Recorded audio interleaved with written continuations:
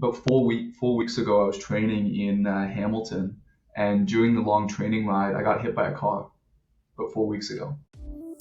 Welcome to the Athlete's Compass podcast. Each week, renowned sports scientist and founder of Athletica AI, Dr. Paul Larson, athlete, coach, and sports scientist Mariana Rakai, and coach and cyclist Paul Worlowski discuss training, racing, and improving your health and fitness. Get ready for your journey to peak performance.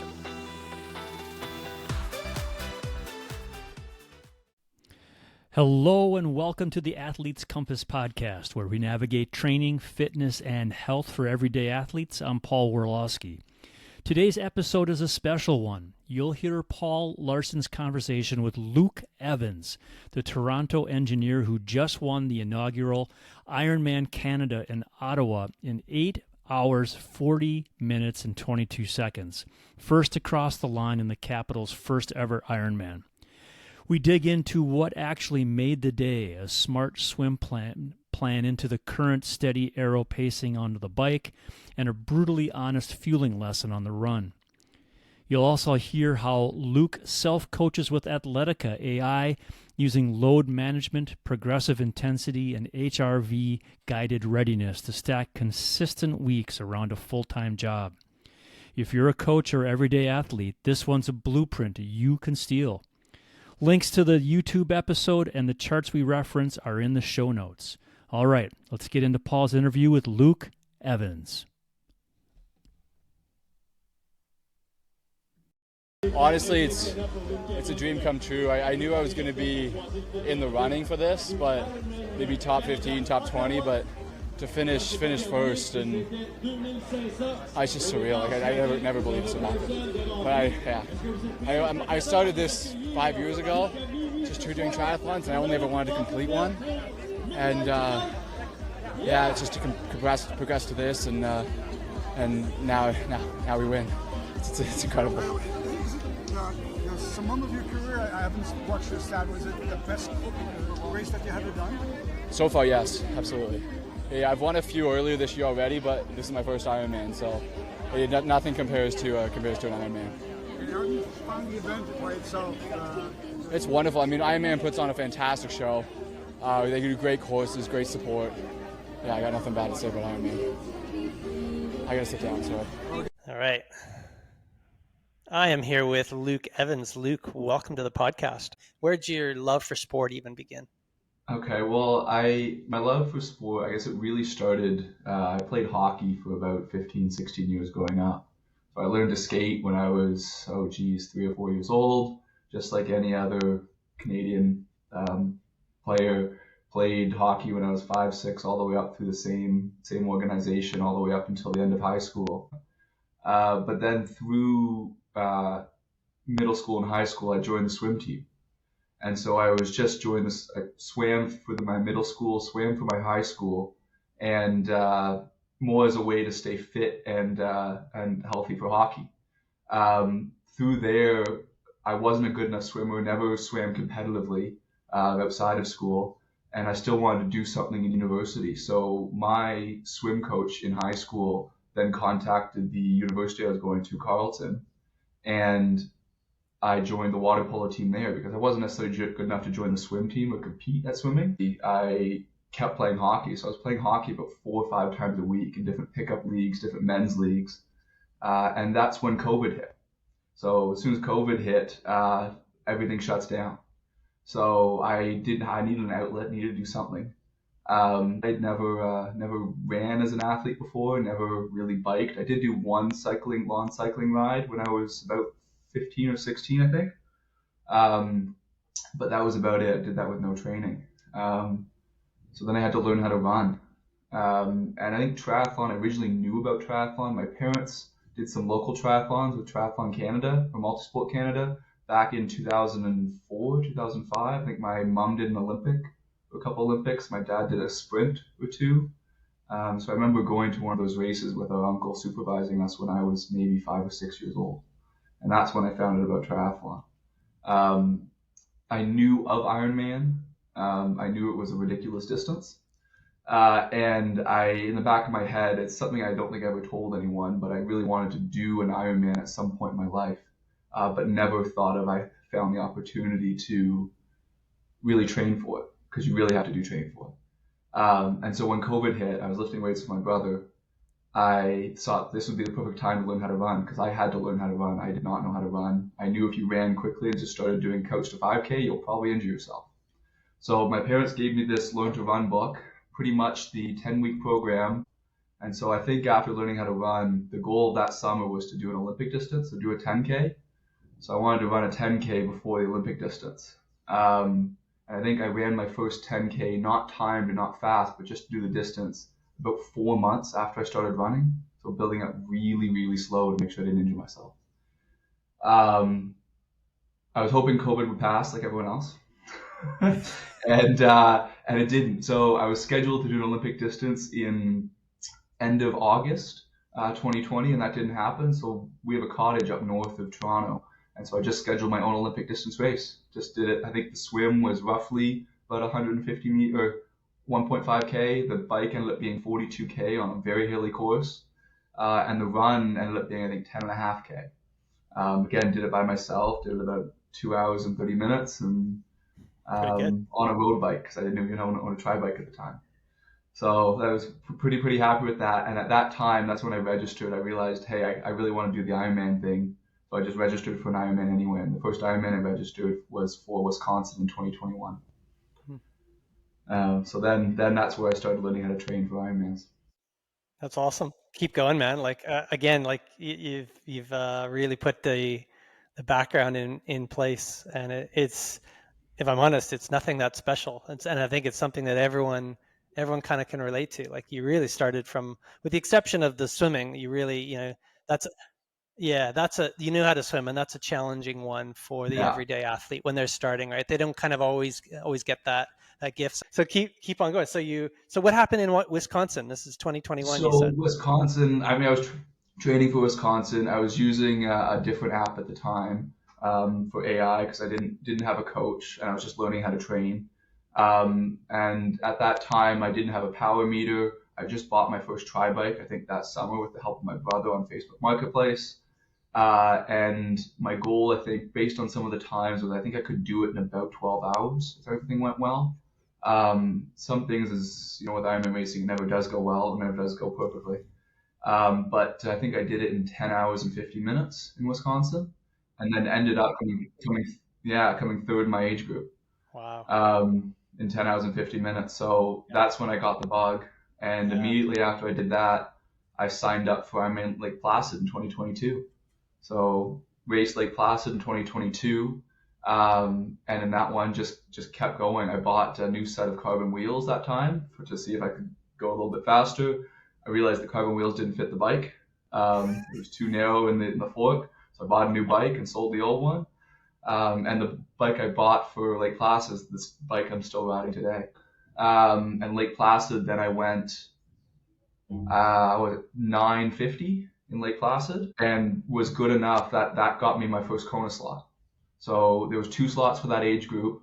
The person who won the race was actually Matthew Marquardt.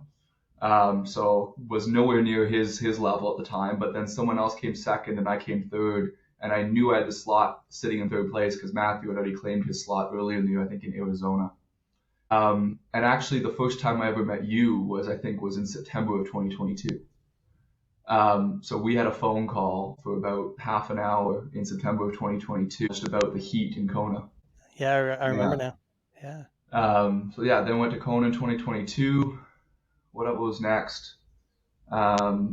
I was planning on taking about a year off Ironman because I was 2 Ironmans. How did Kona go before you? Yeah. First Kona, right? Okay. It's okay. You just want to get through your first one. Kona's a tough race. So the swim was fine. I mean, for me, mostly the swim was fine. You get out of the water. Had an okay bike. Same time as Lake Placid on a slightly flatter course, but hotter. And then the run, just felt like you kind of hobbled home. Yeah. So I think I ran just below a 4-hour marathon. Still proud to do it. Totally. Proud to do that Kona race. So I skipped a lot of the 2023 Ironmans and did some local races in Toronto and Ontario. So I did Gravenhurst one, which is where I was probably going to race an early season race in June. Did a half Ironman. I think I did 70.3 Muskoka, and I think I did Barrelman that year in Niagara Falls, which is a local half Ironman race run by Multisport Canada, in preparation for Ironman Arizona in 2023. So then got my second Kona slot. Actually, no, I didn't. Ironman Arizona, on the bike, about 80 kilometers in, I crashed at an aid station. So I think there was a bit of chaos at an aid station, as everyone knows. I swerved to avoid someone or a bottle and went over the handlebars, crashed my bike, scraped up all my elbows, my knees, was on the ground for about 9 minutes, just getting it all patched up. And then I went on to finish the race. So it's probably one of the most painful rides I've ever done. Got on the run, and again, the run, it was pretty much all I could manage. I think I was just under a 4-hour marathon. Can't remember the exact time. But it felt like I was just kind of hobbling my way around the course. What did I end up with? I think it was like a 9:28 or something. Amazing. Still pretty fast, but it Yeah. was also a flat and fast course. Yeah. So while I was stationary. So I didn't get my Kona slot for that one. So I raced Texas in 2024 to go get that Kona slot. And that's where I got the Kona slot in Texas for 2024. Yeah, so Kona went pretty well, except for the very end.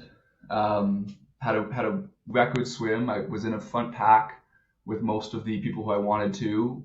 I got towed around the whole swim. I got towed to a 52-minute swim in Kona, which is fantastic, and it didn't take much out of me at all because I was in a wedge, kind of 3 rows back, which was beautiful. Jumped on the bike. I think I was third in my age group, second or third in a pack of about 10 on the bike, and put out okay power for me. But I think what happened was I put out my planned power for a normal Ironman race, and I didn't take into account the heat. And so my heart rate was about 167 to 170 for most of the Ironman bike, which is about 5 to 10 beats higher than it should be. And because of that, I had no energy. I also, what everyone's seen when Christian Blumenfeld did that race, I did the exact same thing. At about coming down up to Hawi and coming back down from Hawi, everything came out. And I couldn't get any food in. So it resulted in a pretty good bike split. I think it was about a 4 hours and 45-minute bike split in Kona. But coming off the bike, it means I had nothing in my stomach. I had no energy, nothing. And so I ran the first 10K solid, but coming up Palani, I just lost it. And I had to walk up Palani, and I walked for the next about 15 to 18K. I think I walked to kilometer 27 from Palani. Yeah. Just because I couldn't do anything. That was my slowest marathon in about a 4:30 because you walked about 15 to 18K. So that's one of the reasons I really want to go back to Kona. I've had 2 okay races in Kona, but I can do that race better. Yes, So you can. Yeah, I'm you gonna go can. back to Kona. We especially know that now after probably the next race that you're going to get to, right? The most recent one. Yeah, so exactly. So now I registered for Ironman Ottawa right before we left for Texas is when the registration opened. I got an email saying that they moved Ironman Canada to Ottawa. And immediately as they do that, I knew I had to do that race, and I registered immediately. I didn't care what the slots were, what the World Championships were. It was in Ottawa. I'd spent 4 years of my life there, and the fact they have an Ironman in what felt like my second home, I just knew I had to do it. So I registered it immediately. And then just this was my A race for the whole year. I wasn't even registered for another Ironman. That wasn't the plan. This was the A race for the whole year. And I didn't know what I was going to do after this. So I trained for most of the winter. And it went mostly according to plan. There was a couple issues that we had, but it went well. And I guess we can get into that race if that's what you want to do now. Yeah, I do. You went tape to tape 8:40. So yeah, you're the overall winner. It's in cool. the race. That must have felt amazing. Yes and no. Like it feels amazing now. It didn't feel like amazing sometimes during the race. Sure. It just feels really cool to win one of these. I knew I could win. It felt like in a non-pro event, it felt like I could win one of these at one point. I didn't think it would come this week or during this race. But like going into the race, I've always been, as I've been getting better at these, in the top kind of 15 to top 30 of the leaderboard if I don't crash. So I knew with this race, I'd probably be in the top 10, I think, but didn't think I would win it necessarily. I knew it might have been possible, but I didn't think I'd actually do it.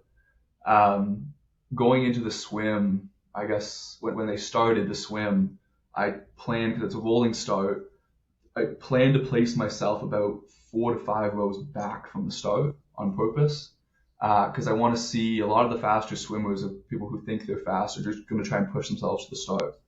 And I don't want to spend any energy on the swim if I don't have to. So I sit back from the start. I'm going to jump in the water, put my head up once we take about 15 strokes, and see who's moving. And I'm going to go get their feet. That's my goal. So I see who's swimming fast, and I'll do a hard 200 if I need to go find their feet. Especially going into this, I knew the swim was going to be hard, because the course, you're going out and then you're going into the current. So my plan for the swim was basically to do an all-out 2.5K and then coast home, right? You're going into the swim, you're going into the current. I want to put a gap into anyone if I can going into the current, if they can stay with me or maybe pull me through the current, and then we'll all just coast home together on the same gap. And especially the morning of, I saw where there was wind. It was very wavy too, and the wave was also the same direction as the current.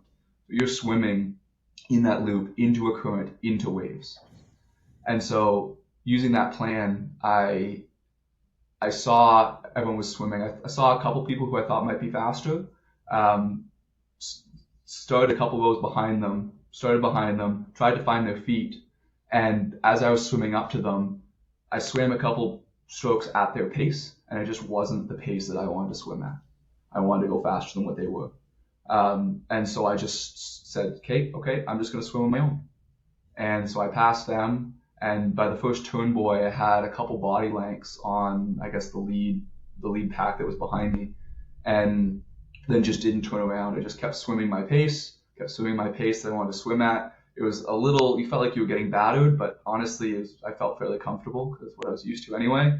You're fighting a current, fighting the waves, and I didn't see them until the second turnaround. You turn both to do the full U-turn, and by the time I did finish the full U-turn, I looked back, and they were still kind of cutting across the box. So I thought I had at least a minute and a bit on them. And in that case, I knew with a lot of the bike power that I've been racing in, I guess in Ontario right now, that I'm one of the stronger bikers in Ontario too. So at that point, halfway through the swim, as we're coming home on the swim, I knew it was going to come down to the run and see if anyone could come on the run. So I got on the bike. It's finished. So what was the time? What was the swim finish? 54 minutes, I think. 54 and change, 54 and a half. Yep. Sounds about right. Yeah. And then now you're on the bike. Now I'm on the bike. Quick transition, jump on the bike. Bike computer wasn't really working. I had no speed and no power. So I restarted my bike computer while I was climbing the first hill and finally got it going after about 1.5 kilometers in. 3 or 4 Ks later, my main nutrition bottle, the way I was doing my nutrition today was I had 4 bottles on my bike, 1 air bottle in the front and a bottle in the front filled completely with carbs. And the carbs I'm using is pretty much straight maple syrup. And that's it. And then on the back of the bike, again, just more water and some electrolytes. So I can lose some of the electrolyte bottles or drink as much as I feel like I want, and just grab more water or electrolytes from the course. And as long as I don't lose or I make sure I drink out of that maple syrup bottle, I'll be good to go. But about 5K into the bike, that maple syrup bottle drops off the bike. So anyway, turn around, grab that bottle. I can't lose that bottle. So go on the bike, you're holding your power. And the first lap was just beautiful, right? I was a little worried more on the second lap, and I was starting to feel a little tired. Clearly, I'd pushed it a couple watts too high in the first lap, and my watts were dropping a little bit lower than what my goal watts were to be on the second lap. And so I made sure to get a bunch of carbs in, and I think we'll talk about this later, but I might have taken too much at this point. Mm-hmm. And I took a bunch of maple syrup, made sure I was fueled as much as I could. And then by the time I got to about kilometer, I think 120, 130, I started to feel a lot better then. and it's not like the watts came up anymore, but it started to feel easier, more comfortable to put them out. And so I was about back at where I wanted to stay at for the rest of the ride. Had another problem where I had another bottle drop off the back of the bike.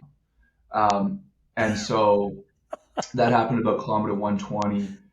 I still had a full bottle at the front, and I still had my full nutrition bottle. So that's enough to get you through 70 kilometers or so with some aid stations. So I knew I didn't really worry or didn't really care, to be honest, because if I grabbed a couple bottles at some aid stations, drank them. So I drank them at the aid stations and then ditched them before the aid stations. Plus with the bottle, that was a full liter at the front of my bike, I was actually going to be okay. So yeah, I was feeling okay coming off the bike. Had a quick transition. What was your time once it was all done? I think 4 hours and 28 minutes and a bit. Yeah.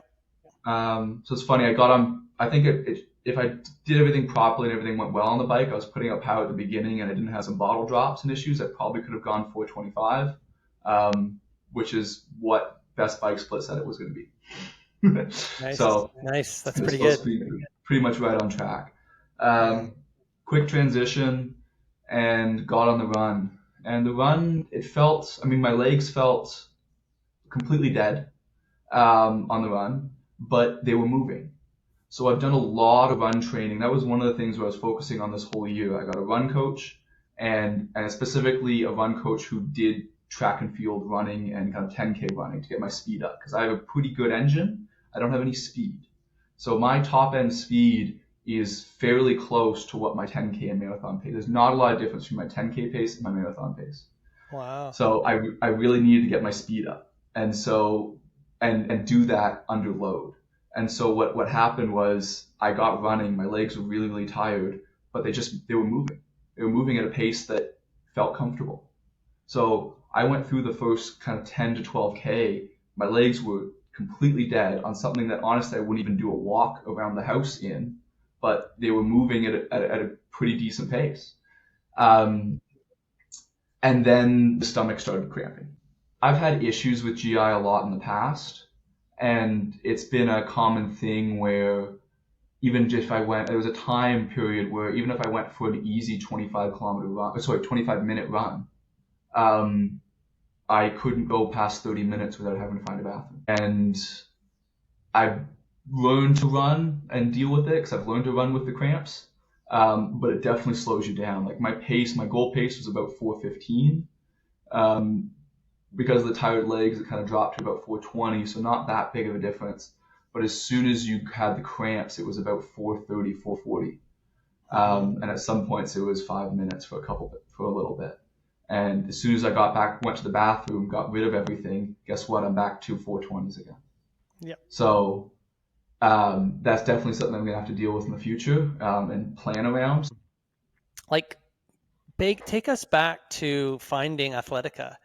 And again, think about the everyday athlete as well. Like, how are you able to find Athletica? And I know you've mentioned you've had a run coach, you've done swimming and stuff in the past, but I've gone through your profile. There's a lot of sessions that are completed. Like you've got a lot of green on all of your sessions. So you are using the app. Yeah, no, I use it religiously. The reason, so I started with another app beforehand, which wasn't necessarily as much detail or in depth. I think it's a phenomenal beginner app, but Athletica goes into much more detail and gives you much more insight than I think even a coach often can. So what I use Athletica for is a lot of load management and to know when I'm overworking myself or whether I could push a little more. Mm-hmm. So how do you do that? Talk more about how, give the audience some insight if you can. Athletica, it's incredibly simple to use. Once you set up your week, right? I know on Monday I have to have a recovery ride, right? Which is the same thing. Tuesday's a strength workout, right? For me, it's about a 2 hour and 20-minute workout with 3, 4, or 5 times a longer effort at low cadence, right? So what Athletica does then is it'll tell me the duration of those intervals, right? And you can see through the build that the duration of the intervals will be longer, right? Versus the beginnings. So at the beginning, you'll do 3 times 8 minutes. But at the end, I'll be doing 5 times 12, right? And you can see it build. Whereas if I was working on my own, I'd never know or when to do that, right? Totally. So again, going through, you have your VO2 max. I typically do that bike ride on Wednesdays, right? At the beginning, when you're just building your base, sometimes it's as short as 2 times 5 30-30s, right? At the end, I was doing 4 times 10 30-30s at the same watts, right? So and even leading into race week, I think it was 3 times 8 or 3 times 9 30-30s, right? Because that's what your body's then used to. And then I more use it alternates than the long ride. I ignored it a little bit on the long ride, but took the workout part of it, because sometimes the long ride would tell me to do 2 hours or 3 hours, and sometimes it would tell me to do 5.5 hours.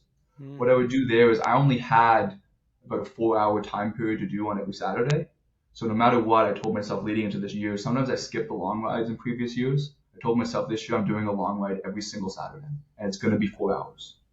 So every single Saturday, no matter what Athletica told me, I did 4 hours of work, but I did the work that Athletica told me. So if the work was 3 times 20 minutes at whatever power, or 2 times 40-minute race block, or you had your over-unders typically with the 20-minute session, that's what I would do in the main workout block, and you adjust kind of the warm-up and the cool-down to suit the time that I had. But Perfect. It still tells you the load and the main work that you need to do. So that's the way I followed it. Nice. The swimming, I kind of ignored a lot of the swimming because Athletica often wants you to do 3 to 4 swims a week. I was struggling to do 2 swims a week, and frankly, that doesn't really matter to me. That's amazing. You did what you did. Like we led off with the swimming story that you went tape to tape. Yeah, I would swim twice. I mean, when I swam with purpose, right? Yeah. So my swims each week were each swim was 3.5K, often in long course, and often it was a kilometer and a half, sometimes 2K with paddles. So nice. Like it's strength, long endurance strength work swimming. Very little speed in the swim, but a lot of technique and a lot of strength. Yeah, that's great. Yeah, because don't forget, you are an everyday athlete. You've got a full-time job. You're an engineer, right? Yeah. I work over 40 hours a week most weeks as a consulting engineer. So and you were able to go 840 with doing that. That's incredible. Yeah. What does your employer think? They were pretty happy with it. There was a post on LinkedIn about it. I think there was a CTV article or interview that they posted on LinkedIn. Yeah. I know a bunch of them were following on the Ironman tracker. So they're pretty happy with it. Yeah. No, that's awesome. So, amazing. So Ironman Arizona is the next goal then, is it? That's the next step. That's the next step, Ironman Arizona, to get a Kona slot. That's so cool. That's what we'll have to work towards. Fantastic. Well, if I can help you with your nutrition strategy on that, I certainly will. So and I just want to back up, from some of the stats in the stats are kind of supporting in your charts exactly sort of what you're saying in terms of the load management. The 2 key charts that show that, the first is your performance potential, right? And that's in your charts in Athletica. And it just shows how consistent that you were, and that, there's this steady rise of fitness, theoretical fitness, in terms that kind of goes up and then goes down a little bit because your freshness goes up towards the taper. So just perfect. And then the other one was your recovery profile, which is in there as well. So your HRV, and this again really shows that you are very well managed. Shows you're a little bit stressed right now at the end, but that's kind of to be expected. But everything shows just like there's this big, nice surge of, ultimately parasympathetic activity that is full recovery and adaptation energy ultimately. Yeah, the HRV is pretty funny because it's when you manage it, the thing I try and manage is try and get. There's no way I can ever get 8 hours of sleep in a night. Sometimes on the weekends you can do it, but I just can't do it. I more try and make sure I'm in bed for 8 hours a night. So whether I'm in bed, just at least lying there, I listen to podcasts when I fall asleep. Sometimes you can't get to sleep, but at least if you're in bed relaxing, that does help with the recovery. Totally. And I've learned that's the biggest thing. One time, there was a couple times I was leading into races and I wasn't prioritizing sleep. and I was only getting 6 hours just a couple years ago, and it really affects your racing. So you got to make sure that I get a lot of sleep. Yeah, and I can really see that. Yeah, the interesting thing is, I don't know if you can see that on the recovery or the performance potential one, but 4 weeks ago I was training in Hamilton, and during the long training ride I got hit by a car. About 4 weeks ago, Oh wow. and a car hit me, kind of sideswiped me, then hit me dead on, and I went over the handlebars of my bike, flipped over, and got a bunch of road rash. Luckily, there was nothing that came of it. I didn't break anything, didn't break my collarbone, had a bunch of problems with my elbows, so I couldn't ride aero position for about 3 weeks. Was But it right around June 18th or thereabouts? July 5th was when the accident was.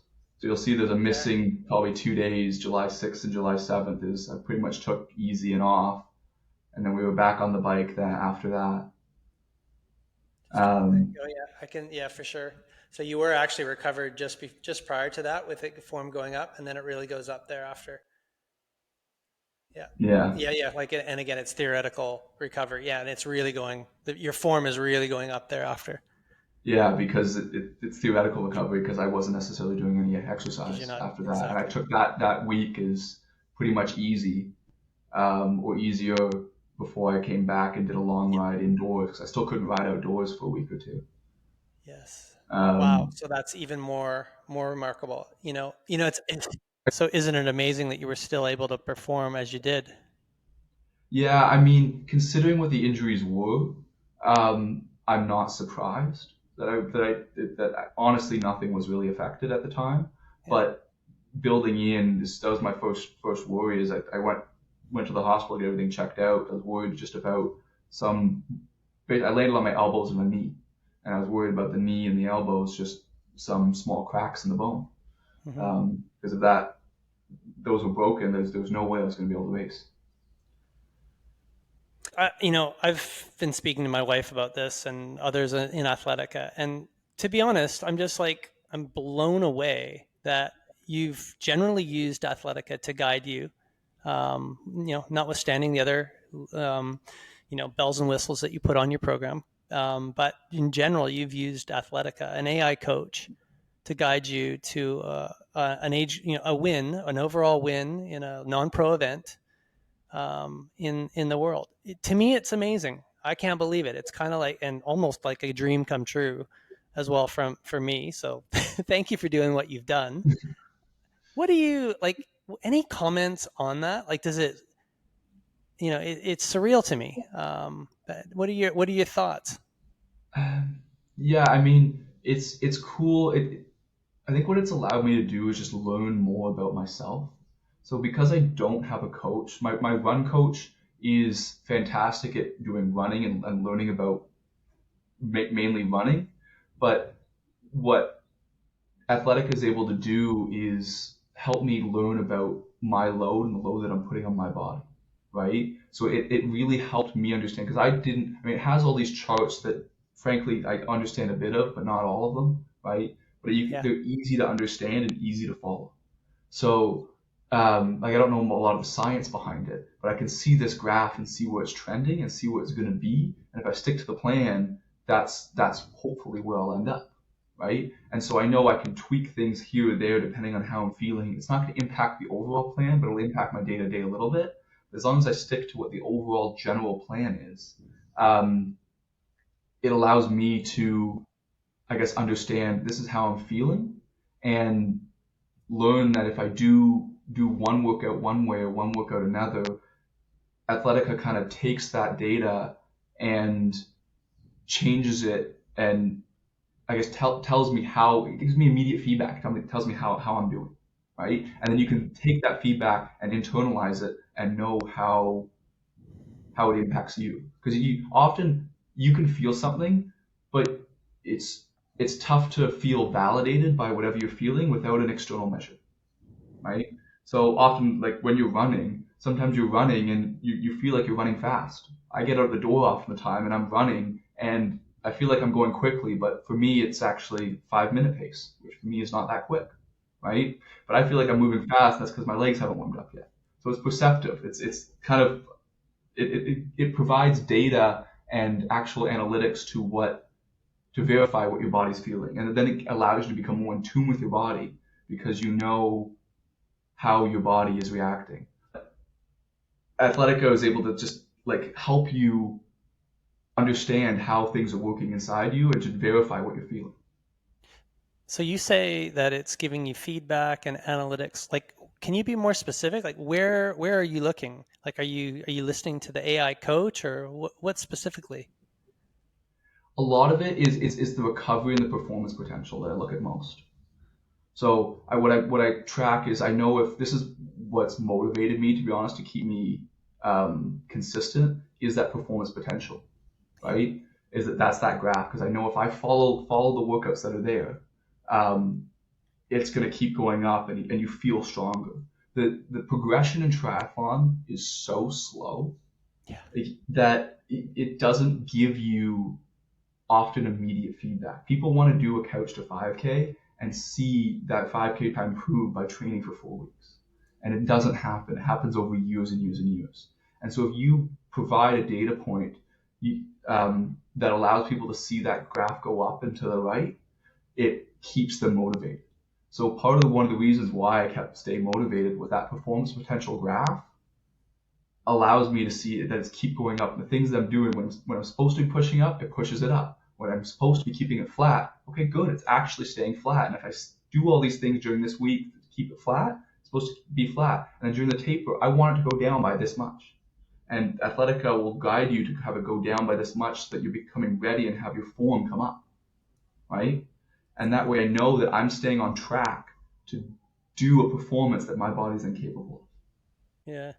So really important question, because because some people, like you said that Athletica is easy to understand, but not everyone agrees with that and they find it complex, right? And you said there's a lot of complexity with some of the graphs, and we're really trying hard to simplify those sorts of things.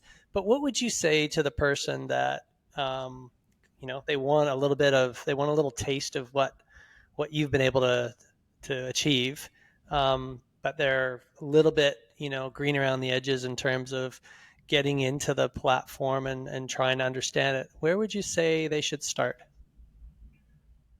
That's one of the things about Athletica that might be hard for the beginner athlete, because to take full advantage of it, you need to have a heart rate monitor and some way to track data, right? So, and ideally have a smartwatch and be able to run and ride with power helps for sure in Athletica, not entirely necessary, but it really helps. So really to take full advantage of Athletica, you need to have a power meter, you need to have a pretty much a heart rate chest strap, because the watch ones aren't that accurate, and you need to have a running watch. And because of that barrier to entry, someone who's just starting triathlon, Athletica is not necessarily, I think, the best for the very, very beginner person. Yeah. Right?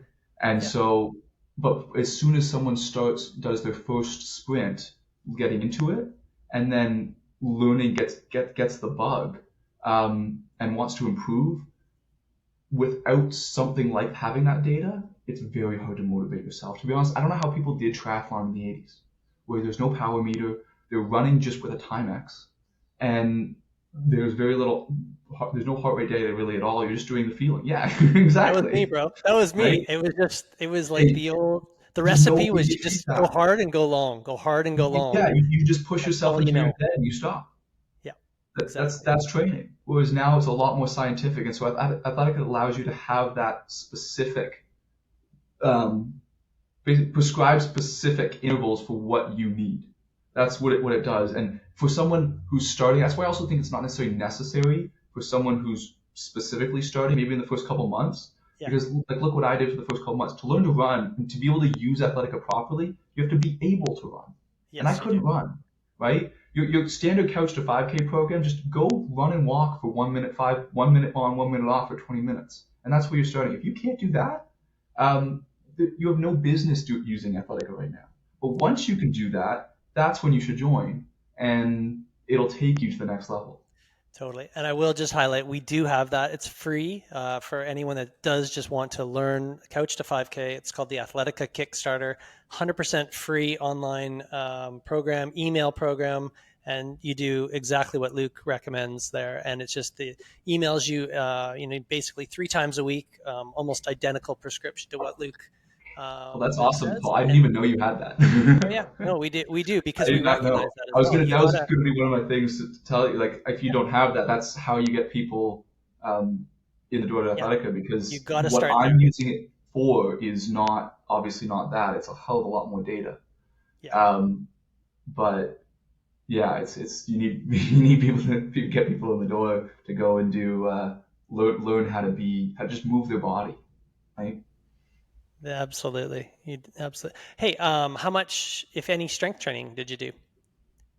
So for what most people call strength training, I did 0. Yeah. And including when Athletica has 1 to 2 strength sessions a week. Yeah. About a year when I started Athletica, I would follow those to a T and do them. Now I don't do them at all. I use the time block to do them, but I'm dealing with a couple injuries that they're not, I wouldn't even call them injuries anymore, but it's more just managing them. So I use those as a time to do physio exercises or stretching or other stuff. So I don't listen to the exercises, even though I think the exercises are incredibly valuable because they help me at the beginning. Awesome. Amazing. Well, we're grateful for the support, Luke. We're going to be continuing to follow you on your journey and continuing to do our best to try to help you to keep you on the roll that you're on. It's pretty exciting watching you. Congratulations again, mate. And until the next time. Perfect. Thank you very much, Paul. Thanks for listening today to the Athletes Compass podcast. Take a moment now, subscribe, share, and let's keep navigating this endurance adventure together. Improve your training with the science-based training platform Athletica and join the conversation at Athletica Forum. Thanks for listening. We hope you enjoyed another episode of the Athletes Compass podcast, your North Star through the sometimes complicated world of training for your endurance sport. We appreciate your comments and training questions and your 5-star reviews. For a deeper dive into the science of endurance sports, listen to the Training Science podcast and check out the adaptive AI training platform Athletica.ai. Thanks for listening.